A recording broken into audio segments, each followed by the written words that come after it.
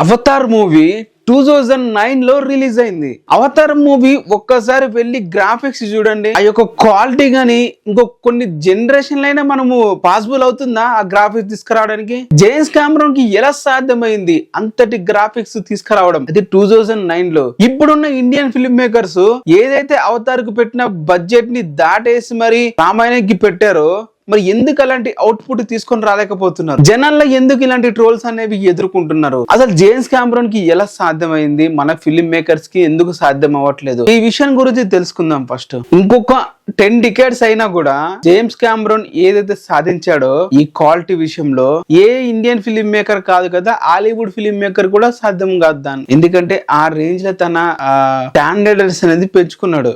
First James Cameron actors యొక్క performance అనేది capture చేసేవాడు. అండ్ ఆ తర్వాత పాండోరా వరల్డ్ ని తనైతే విఎఫ్ఎక్స్ ధర ఎలా వస్తుందని చెప్పి లైవ్ గా చూసేవాడు. సో ఈ విధంగా తను ప్రతి ఒక్కటి అబ్జర్వ్ చేయడం వల్ల పర్ఫార్మెన్స్ నుంచి విఎఫ్ఎక్స్ క్వాలిటీ ఎలా ఉండబోతుంది, అలాగే ఫ్యూజన్ కెమెరాలు కూడా తయారు చేసి మనిషి యొక్క డెప్త్ ని కళ్ళల్లోకి చూస్తే ఎలా ఉంటుంది, 3D లెన్స్ తో ఒక 2 ప్రత్యేకమైన కెమెరాలు కూడా తనైతే ఈ ఫిలిం కోసం అయితే తయారైతే చేపించాడు.